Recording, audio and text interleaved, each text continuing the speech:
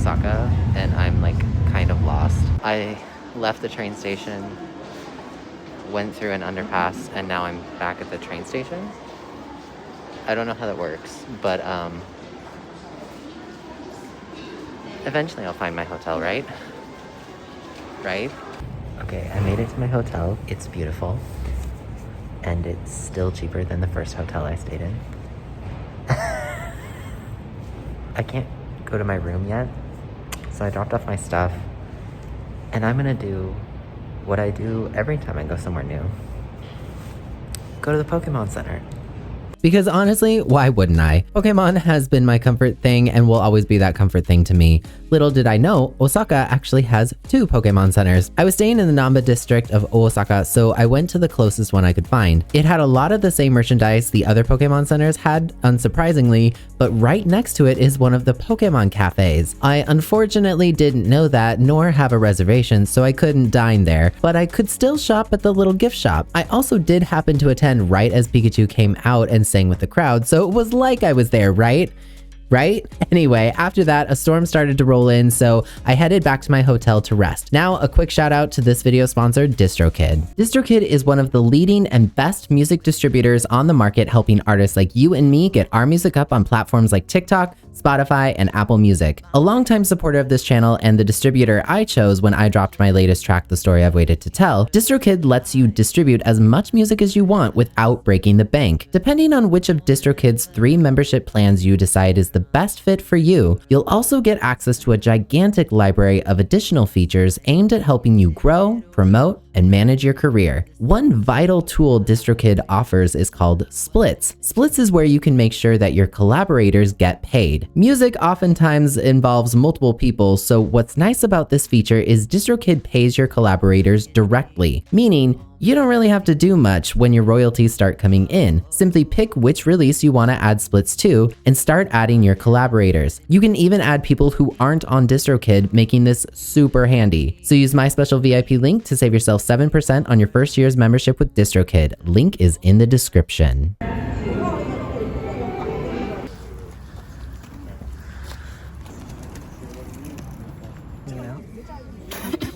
Oh, look at what I have. A treat. You can, oh, you're gonna have some of it. Why don't you just take the whole thing? Here, how about this? Oh, okay. Hello? Yes, thank you very much. Arigato. Hi. I know.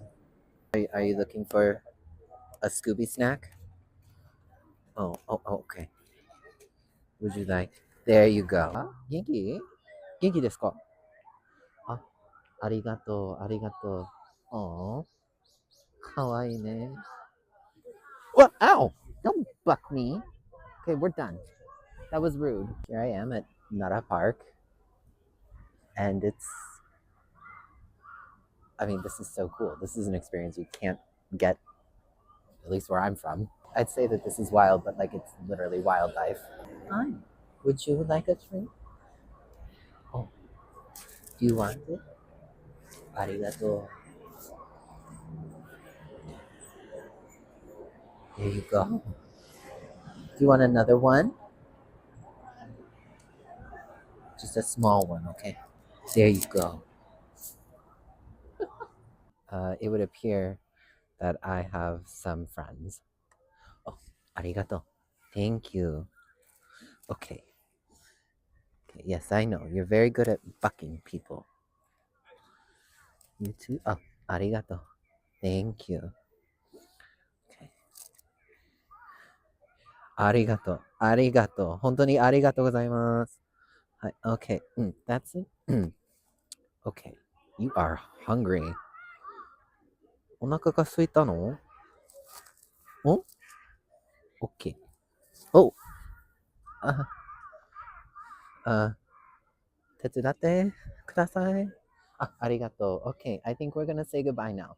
Obligatory reminder that if you're going to come here, you are dealing with wildlife. So, you can't predict what a wild animal is going to do. But, some of them are kind of gentle. It is important to be careful. After Nara, I decided to do some exploring and found Osaka's most iconic district, Dotonbori. I actually didn't know how close it was when I booked the hotel, so it was quite a surprise to happen upon it in the evening. Dotonbori is filled with iconography that is symbolic of Osaka and is known for its excellent street food. There are absolutely tons of restaurants, shops, and people. This place gets crowded, and it gets crowded fast. Mind you, I was there in late February, not even a holiday or anything, but you absolutely have to experience it. There's tons of foreigners and tourists, so you'll hear lots of different languages all around you just walking through. There's great places to buy souvenirs as well. Osaka was preparing to hold the Osaka Expo when I got there, so the Expo's, shall we say, eccentric looking mascot Myaku Myaku was everywhere. I wonder how the Expo ended up turning out when it started in April.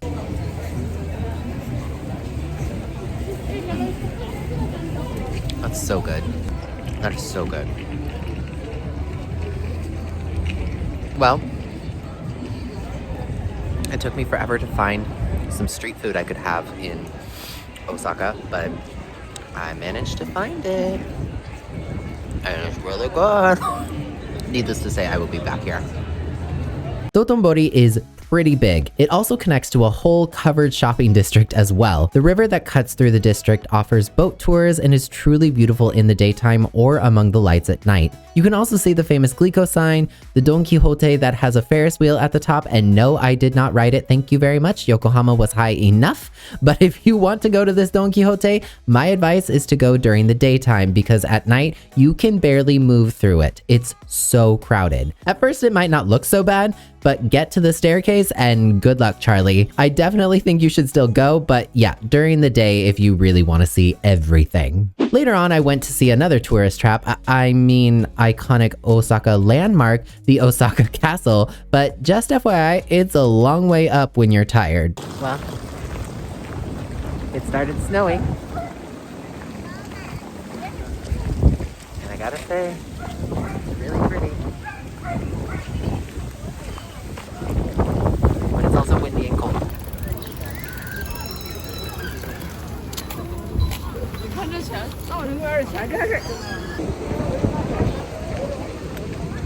Okay, so the wait to go into the castle is like quite a few hours, so I think I'm gonna have to skip that.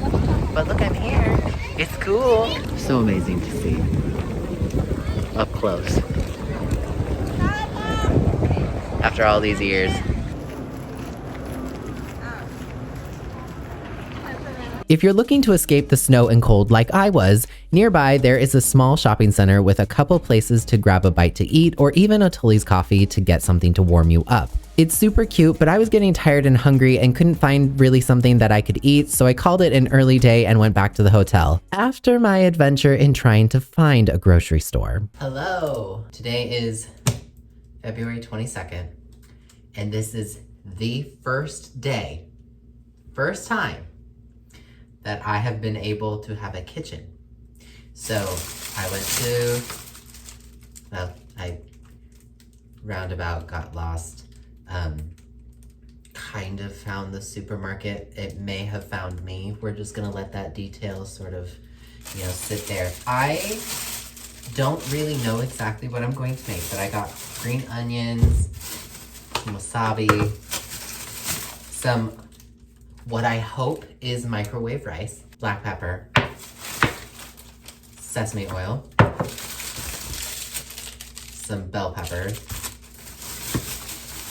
broccoli, garlic powder. I believe this is brown sugar. There's really no way of knowing. Meat and salt. Okay, this is a starch syrup. I could not find cornstarch, which is what I usually use back home to make celiac friendly like sauces. So hopefully this is it.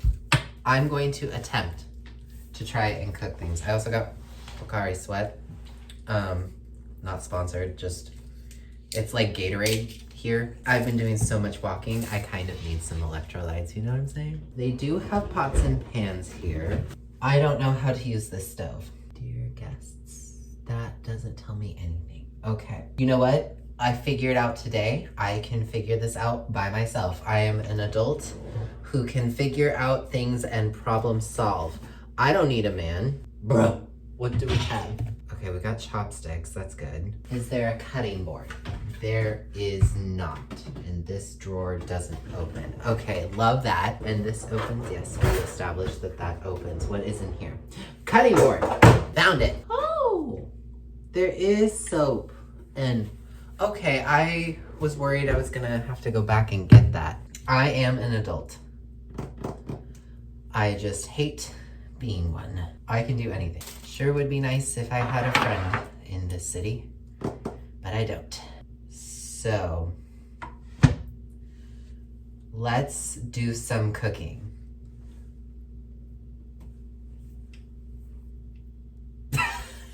So, while I cut some vegetables poorly because I am not a chef, I wanted to talk a little bit about how I'm feeling here in Japan. You know, I'm gonna be honest with you. I really love being in Japan. Osaka is a little hard diet-wise. I think if I didn't have this kitchen, I'd be in a little bit of trouble here, to be quite honest. Tokyo is much easier. There's more accessibility. It's a little bit easier to navigate, in my opinion. I was in Osaka Station today, not Shin Osaka Station, but Osaka Station. In my opinion, things were very poorly marked for a Janjan. And I got really overwhelmed and I got really frustrated, and I kept thinking, you know, it sure would be nice if I had like a contact here to help me figure this out, but it was kind of one of those moments where you realize you don't have anyone. I mean, I figured it out. Google Maps was trying to take me the long way home. Meanwhile, if I just took the, what is it called? The Mitsudoji line or something? I got here in 10 minutes. I don't know what Google Maps was trying to do to me, but it sucks because like it labels the exits one thing, but none of the maps reflect that title, and I can't find it. And the maps that are printed in the station are only for that floor. So like I'm looking around for my Sakurabashi exit, could not find that at all. So that was really, really confusing. It was super crowded. I was getting really overwhelmed. That's why I didn't film any of this. I just was so lost and confused. And it's one of those moments where you're just like, I know I'm 33. I'm supposed to not be overwhelmed by this stuff. And, you know, there's all this pressure you put on yourself. But the reality is I don't come from a place where there are trains and you take public transportation all the time. So it's really tricky sometimes for me, even after being here a month, to figure out where I'm supposed to go, or, you know, also the platforms are not always very clearly marked. If I can avoid Osaka Station, I think I'm going to. Shin Osaka Station was not as hard to navigate, but Osaka Station, keiko desu. No thank you. I have friends here in Japan, but they're all located elsewhere. So Kyoto and Osaka have been a bit of a challenge to navigate, I'm not gonna lie. Osaka especially has been much more overwhelming than Kyoto was. I don't mean this in any sort of negative way, but Tokyo is a lot like New York, where everyone's trying to grow their social network or increase their social status and like go, go, go. Osaka, I was here all of 5 seconds and I realized that this is the LA of Japan. People here do not give a flying F. Get out of the way, move.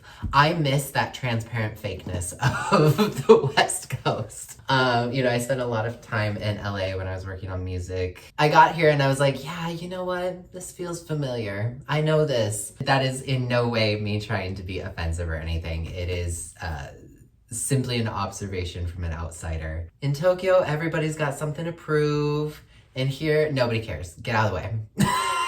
I'm like, this is very LA. I found that really funny. I think it's a great city. I think everyone should definitely come here for the experience. And I'm excited to go to Universal Studios. Everywhere I go, somebody's wearing a Yoshi hat or a Super Mario World hoodie or something. And I'm like, oh, I see some souvenirs I'm gonna have to grab. But it's been tricky.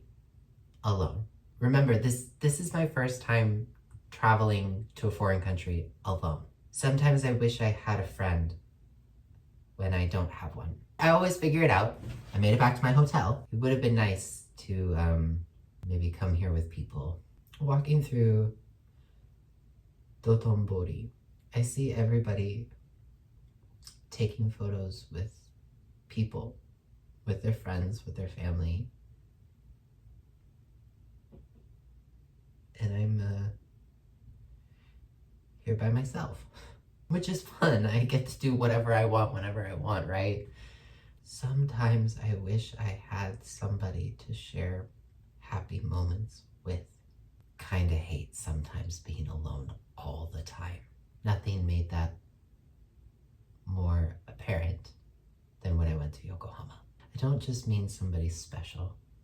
I mean, like friends. Friends who don't cancel on me last minute. Wow, I got really sad for a second. Let's get back to cooking. I may have been sad about some things for a bit, but one great thing about being sad in Japan is that I can always go out and do something fun because I'm sad in Japan. So on a nice day, I took myself to Osaka's famous gigantic aquarium Kaiyukan right on the water. So I just got a ticket for the Kaiyukan, the aquarium, but I tried to purchase an e-ticket, and that was really difficult. It never would let me do it, so I just stood in line. It was pretty easy. I was gonna do Legoland Discovery, but you cannot do that if you are adults only. You need a child to go in. And I had no clue about Legoland Discovery, so that's fine with me. And honestly, that makes sense. But it's a timed entry ticket, so I cannot enter the aquarium until 2:45, which means I have over 2 hours to kill. I guess we're gonna look around, and there's a big shopping center here.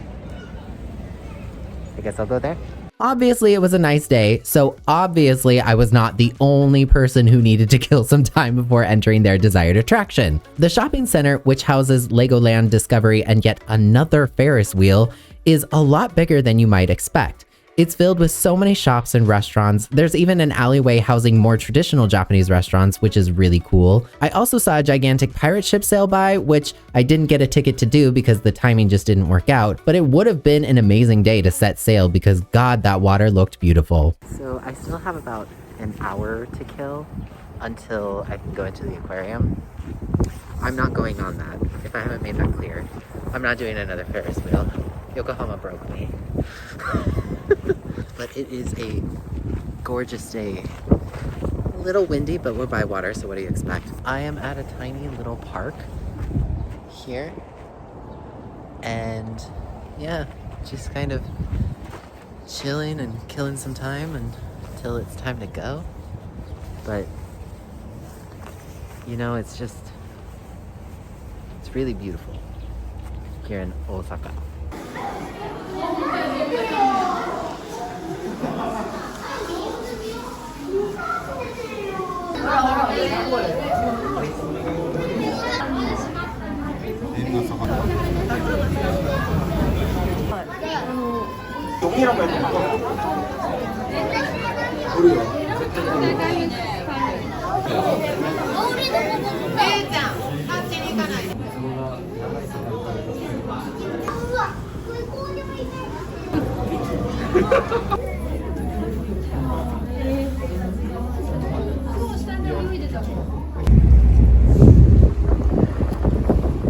Good morning. Today is February 24th, and I'm going to Universal Studios Japan. And I've never been to Universal Studios at all, not even in the US. Obviously, the main place I want to go to is Super Nintendo World, because they just opened Donkey Kong Country as well. I looked up last night some of the merch you can buy, and I'm gonna have to make a few purchases today. So let's go! And I am going to go have a lot of fun. Okay, well, I'm here now, and I have about 3 hours until I can go into Super Nintendo World. So let's have a look around. So I really don't have any idea what's here. So I don't know what to go to first. To be honest, I'm sure a smart person would have planned that. But that's not me. So I don't do that. Doraemon! Doraemon is a Japanese anime character that reminds me of childhood, so excuse me for the sudden excitement. I was just very happy. I spent the morning looking around the park and seeing what was there. The park itself is really pretty, even during an overcast morning like it was, but God is it expensive. Come with a budget in mind because Universal Studios felt like double the price on everything compared to Disneyland. I was not expecting that. From food to souvenirs, just be aware. But anyway, after that, it was time to visit what I'd been looking forward to most of all in Osaka. 5,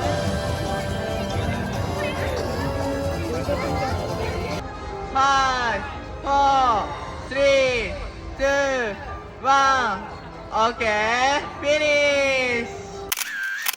Super Nintendo World made me so happy that I didn't even remember being sad. Not only was it a major nostalgia hit for me when I first walked in and saw the Bob-omb painting from Mario 64 as a kid, there was also just so much to see. It was so crowded and God was I instantly overstimulated, but wow was I practically in heaven. The bright, vibrant colors make you forget the clouds above.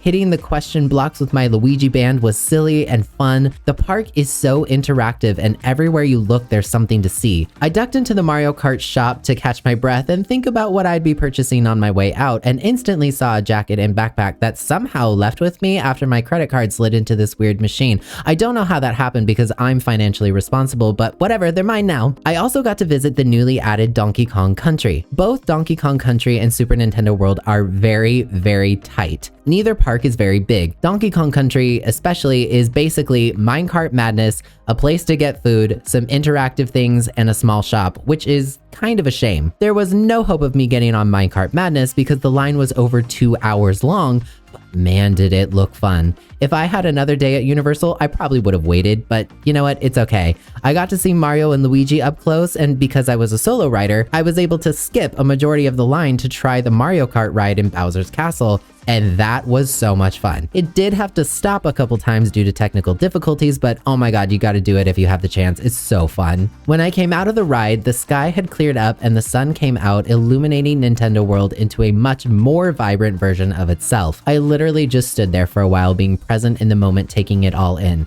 I can honestly say I was so happy being there and I cannot wait till I can go back again. Absolutely one of the highlights of my entire Japan trip without a doubt. Of course, there's more to see at Universal, but because I spent like 3 or 4 hours bathing in my own personal bliss that was Nintendo World, the sun was beginning to set and my legs were getting tired. So with one last look around, I packed up my happy heart in my newly acquired Mario Kart backpack and took the train back to my hotel. Hello. Today is February 25th. And my time in Osaka has come to a close. It's been a whirlwind of trying to do many things and also having some time to think. In some ways, Osaka felt like one great big party, even though it wasn't, and I didn't go to any parties. It's a fun city. There's plenty to see. There's really cool, like, shops and food is great, a little hard to find if you're celiac, but you know, I managed okay. Every muscle in my body is so sore. One problem I ran into here in Osaka and Kyoto was that I'm really glad I had my pocket Wi-Fi because I used all of my data. So like out and about, I barely had internet. Super slow, which is what they do here in Japan. If you don't know, if you use all of your data, you go, it's like the old times in the US when data and internet were rolling out for phones and stuff. Some of you are probably too young to understand that, but hey, it was a thing and it still exists here in Japan. Just be aware of that if you come to Japan. It runs out faster than you think. It'll reset on the 1st, which will be nice, but I'm so tired. I'm so tired. I'm exhausted. I've had so much fun. I even stumbled upon the Nintendo Osaka store today, which I didn't know was here, but that was fun. I didn't really post a whole lot while I was here, to be honest, and that's because I didn't have internet. I started filming a TikTok when I went to Universal Studios, got halfway, and walked right out of the park without finishing it. I was like, no, I'm supposed to be an influencer. Ugh, I hate that word. Don't call me an influencer. And tomorrow, I have a very long travel day. So I need to travel, I think it's like 2.5 hours back to Tokyo Station. And then I am going up to Kawagué and Saitama for a few days to visit an old friend and see another old friend of mine. And I think it's gonna be really nice. I'm really glad I came here. Osaka has its own vibe, its own culture, and its own accent, if you didn't know. My time here is done for now, but maybe I'll be back before you know it. So I think that's where I'm gonna sign off this episode. Thank you for watching. I don't think I'm ever gonna forget my time here in Osaka. But if there is anything I will never forget, it's this.